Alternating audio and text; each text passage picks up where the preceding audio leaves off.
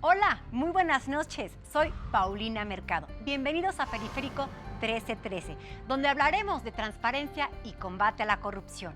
En 2003 nace el Instituto Federal de Acceso a la Información Pública.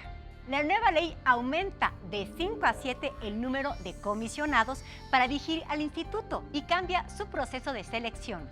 El Senado será responsable de emitir las convocatorias y seleccionarlos con la aprobación de 2/3 del Pleno. Anteriormente, el presidente proponía a los aspirantes y debían ser ratificados por la Cámara Alta. Se registraron 158 aspirantes, 23 mujeres y 135 hombres para las 7 plazas del IFAI. Sin embargo, solo se presentaron 147 candidatos que fueron entrevistados entre el 30 de marzo y el 8 de abril. El Senado tiene hasta el 9 de mayo para designar a los nuevos comisionados.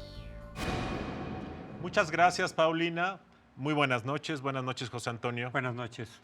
En esta ocasión nos acompaña la senadora Laura Rojas. Laura Rojas es una legisladora del Partido Acción Nacional, que además es la que lleva los temas de transparencia y anticorrupción en ese grupo parlamentario, una mujer convencida y una mujer muy activa en ese tema. Laura, gracias por estar con nosotros. Carlos, José Antonio, muy buenas noches, con mucho gusto acompañarlos. Hace un mes escribiste lo siguiente: en el Senado de la República hemos pasado del discurso a los hechos, concretando reformas de transparencia y combate a la corrupción que colocan a México como uno de los países con la legislación más desarrollada en la materia. Yo concuerdo contigo que México ha avanzado mucho en regulación de transparencia y ustedes en el Senado aprobaron una ley que me parece, una reforma en transparencia que me parece sumamente avanzada. Pero también somos un país cada vez más corrupto y yo pienso que hemos avanzado mucho en transparencia y hemos avanzado mucho en corrupción también. ¿No es esto un contrasentido? ¿Por qué más transparentes y más corruptos? Mira, yo concuerdo contigo y precisamente porque hay un consenso entre la sociedad de que México es un país profundamente corrupto, que está en nuestra cultura incluso, es que hicimos esta reforma en materia de transparencia y que está pendiente la anticorrupción, que son reformas hermanas. Entonces, la reforma en transparencia justamente lo que busca es eso, ampliar el derecho de acceso a la información pública como una herramienta para la rendición de cuentas y como una herramienta de lucha en contra de la corrupción. Pero esa reforma se tiene que concretar primero en 3 leyes generales y luego implementarse en la realidad. O sea, la realidad no cambia con cambiar un texto en la Constitución o publicar una ley. Entonces, ese es el enorme reto que tenemos, publicar las 3 leyes generales y luego que eso se concrete. ¿Y de qué se trata? ¿Cuál es el corazón de la reforma? Pues que lo que ya habíamos avanzado durante 10 o 15 años a nivel federal, de que el IFAI pudiera tener facultad sobre la Administración Pública Federal, pueda tener ahora facultades sobre el Poder Legislativo, el Poder Judicial, el resto de los órganos autónomos y pueda tener facultad de atraer casos que por su trascendencia lo considera así, de resoluciones de órganos locales a nivel en los estados y también va a tener la facultad de revisión de esas resoluciones de órganos locales a petición de los ciudadanos. A grandes rasgos esa es la reforma y el reto es la implementación. En muchos países los congresos tienen facultades mucho más fuertes para llamar a cuentas a quienes incurran en corrupción. Aquí pareciera que todo depende del Ejecutivo, que es una decisión del presidente a quién llama a cuentas y a quién no, a quién realmente le aplica la ley y a quién no. Y eso muchas veces es con fines políticos. ¿Por qué el Congreso no se da a sí mismo, si tiene las facultades, de que las comisiones investigadoras, que hemos visto muchas sobre escándalos de corrupción, realmente tenga dientes, no solamente recomendaciones? Bueno, en efecto, la transparencia o el acceso a la información pública es un derecho instrumental y ahora lo que sigue es precisamente que se apruebe la reforma hermana, que es complementaria de anticorrupción, ¿no? Que esa es una minuta que aprobamos en el Senado de la República en diciembre del año pasado y que está en la Cámara de Diputados pues esperando a ser dictaminada. En efecto, son 2 reformas complementarias. También hay iniciativas ya presentadas en el sentido que tú dices, de darle a las comisiones investigadoras más facultades. no ha habido condiciones para que sean aprobadas. Por supuesto, todavía vivimos en un país pues presidencialista. Sin embargo, sí creemos que con la reforma anticorrupción y con las facultades del nuevo IFAI vamos a avanzar, precisamente porque estamos sacando estos dos organismos de la esfera del Poder Ejecutivo al convertirlos en órganos autónomos. Aplaudimos el tema de las reformas en materia de transparencia que hicieron, pero parece ser que a la hora de los hechos no se está dando el ejemplo, Laura. Mira, yo he sostenido que en efecto no podemos ser candil de la calle y oscuridad de nuestra casa, en el tema de transparencia y en muchos otros temas. Está presentado un reglamento de transparencia del Senado, que fue incluso, yo presenté uno el año pasado y luego hicimos uno por consenso, la senadora Arely Gómez, el senador Encinas y yo, que está esperando ser dictaminado precisamente para que ya sea una obligación de los grupos parlamentarios, el que sea información de oficio, como se le llama, publicar una serie de cosas básicas sobre el ejercicio de los recursos, pero no solo de los grupos parlamentarios, en donde se ha concentrado la atención, también de los órganos de gobierno, la mesa directiva, la Junta de Coordinación Política, el Belisario Domínguez, que es un instituto de investigaciones, pero que funciona como si fuera órgano de gobierno un poco, del cual no sabemos absolutamente nada, ni siquiera qué publica, ni qué hace, ni qué investiga. Tenemos un centro de estudios internacionales, tenemos las comisiones de las cuales los presidentes también tenemos que rendir cuentas sobre el dinero que se nos asigna para contratación de personal, estudios, en fin. Está el tema de los viajes, o sea, hay muchísimas cosas. ¿Por qué les da miedo dar cuentas de esos gastos? A mí me parece que hay dos partes. Por una parte, hay un mal entendimiento del trabajo del legislador. Y eso lo hemos platicado mucho Luis Carlos y yo. Y voy a poner un ejemplo. Los que presidimos comisiones de relaciones exteriores, que tenemos que ir a atender compromisos de trabajo, que hay que ir a comisiones exactamente igual que una comisión legislativa aquí, que si faltas te ponen tache.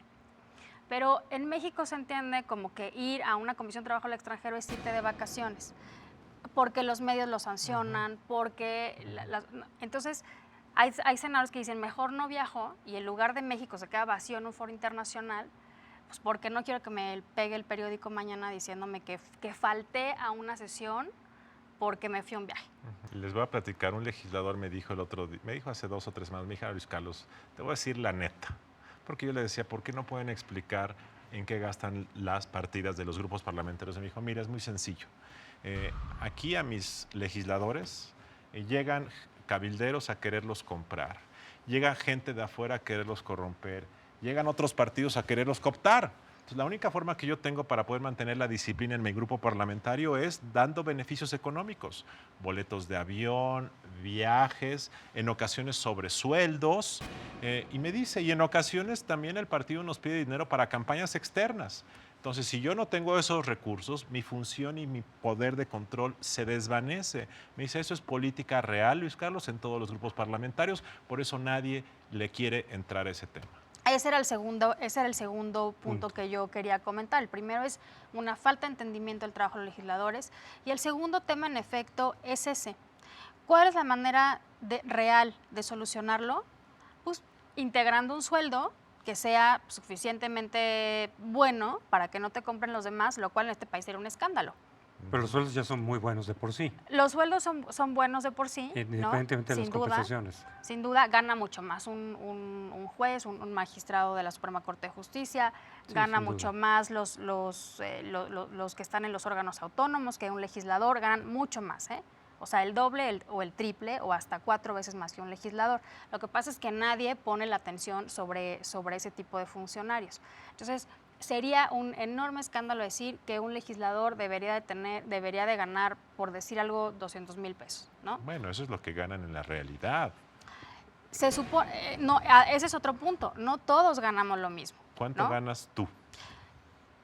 La dieta es de 97,000 pesos, una cosa por el estilo, ¿no? Más una serie de apoyos, de alimentación, exacto, de alimentación, de gasolina, que ni siquiera son homogéneos, Luis Carlos, porque cada grupo parlamentario administra ese dinero y entonces yo no tengo lo mismo que tiene un senador del PRI o que tiene un senador del PRD. Entonces, ¿qué es lo que se tendrá que hacer? Homogeneizar, hacerlo público y que el salario fuera el salario, punto, se acabó, y que no tuviera sobresueldos ni cosas abajo de la mesa, lo cual generaría un desgaste muy grande también del Poder Legislativo, que creo que nadie está, bueno, los coordinadores no están dispuestos a llevarse. Laura, y finalmente coméntanos, en estas semanas han estado muy activos entrevistando a 158 mexicanos que quieren ser parte del nuevo Instituto Federal de Acceso a la Información. Platícanos cómo ve las cosas y cómo va a terminar ese proceso. Bueno, el proceso ha sido muy bueno, la verdad es que ha sido ejemplar. Hemos tenido el acompañamiento de un comité de expertos en cabeza, bueno, de la Red por la Rendición de Cuentas, que son muy activos, quienes nos han acompañado incluso durante el proceso de aprobación de la reforma constitucional, y eso creo que nos da mucha tranquilidad a nosotros como senadores, tener el acompañamiento de ellos, el consejo sobre quiénes ellos consideran que son los mejores mexicanos. En efecto, escuchamos a 158 aspirantes, la gran mayoría de ellos pues, con muy buenas credenciales. Tendremos que elegir a 7, esperemos que haya equidad de género. Yo creo que puede haber 4 mujeres y 3 hombres, sin duda, porque las mujeres hicieron un papel muy destacado, y eso será antes del 30 de abril, sin duda. Y se habla siempre de la partidización de estas instituciones autónomas. ¿Va a haber partidización esta vez? Yo lo que he dicho a todos los que me han preguntado es que yo puedo hablar por los que estamos en las comisiones. Y el compromiso de los que estamos en las comisiones de todos los partidos es no hacer eso porque creemos que echaríamos a perder nuestro propio trabajo, que es el de la reforma. No queremos que un nuevo IFAI tan fuerte y tan bien visto y en el que todos tenemos muchas esperanzas, pues nazca cuestionado. Un IFAI que nazca debilitado sería lo peor que le pudiéramos hacer a México, y sería en contra de nuestro propio trabajo. Entonces tenemos el compromiso de que no sea una repartición en términos de amigos, ¿no? En términos de afinidades de partidos. La intención es que sea por capacidades, por cualidades, y no por vínculos con los partidos políticos o con los legisladores, sino que queden los 7 mejores mexicanos de entre esos 158 que se inscribieron. Ojalá así sea. Senadora, gracias por haber estado con nosotros. Es un tema muy relevante que habrá que seguir en todos sus procedimientos, en todos sus pasos. Eventualmente te invitamos a venir a platicarlo con nosotros también. Regresamos enseguida. Entre 2003 y 2013 hubo más de 1 millón de peticiones de información. Aunque son muchos, solo 6 de cada 100 personas han hecho alguna solicitud a las autoridades. A pesar de que un 86% de los mexicanos consideran importante conocer la información pública, solo el 60% ha oído hablar del IFAI. José Antonio, yo aplaudo que tenemos más transparencia, tenemos mejores leyes, tenemos un mejor instituto de acceso a la información. Yo tengo mucha fe de que los nuevos comisionados del IFAI van a ser gente muy buena, pero somos más corruptos, y mientras la transparencia no venga acompañada de castigos y de sanciones que duelan, la transparencia va a ser como una pieza decorativa sin muchas consecuencias en la realidad. Sí, se puede decir que hemos combatido significativamente la opacidad, hemos avanzado mucho en ese sentido. Ahora falta combatir la impunidad, que no tenemos todavía los elementos, los instrumentos, y yo diría la voluntad política de quienes tienen a su cargo esa cuestión de la anticorrupción para poder realmente ser una democracia eficaz, porque una democracia sin rendición de cuentas en realidad no es una democracia funcional. Así es. Les agradecemos haber estado con nosotros, los esperamos dentro de 8 días.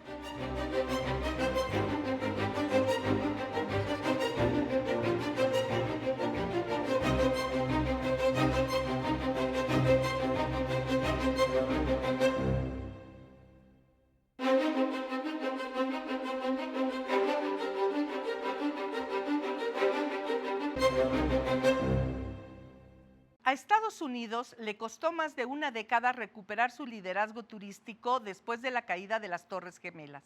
Acabo de asistir al Powwow de Chicago, la principal feria de turismo de ese país, y me encuentro con que su Consejo de Promoción Turística, Brand USA, ya se puso como meta aumentar 10% en 2 años sus visitantes. Cuentan con un presupuesto de promoción de $100 millones al año, que será de 100 más cuando demuestren que lograron sumar una cantidad igual de las empresas privadas. Además, en los últimos 2 años han invertido otros $100 millones para mejorar su tecnología en las embajadas y autorizar las visas más rápidamente. El reto es la seguridad, pero sus nuevos sistemas garantizan la protección de sus fronteras y las autorizaciones se hacen más rápidamente y con menos personal. Respecto a México, 86% de las solicitudes de visas fueron aprobadas en 2013 y se emitieron casi 1,5 millones de ellas. México es un cuarto país que más gasta después de Canadá, Reino Unido y Japón. Nosotros estamos mostrando también cifras notables en la llegada de estadounidenses, 9% más por la vía aérea en el 2013.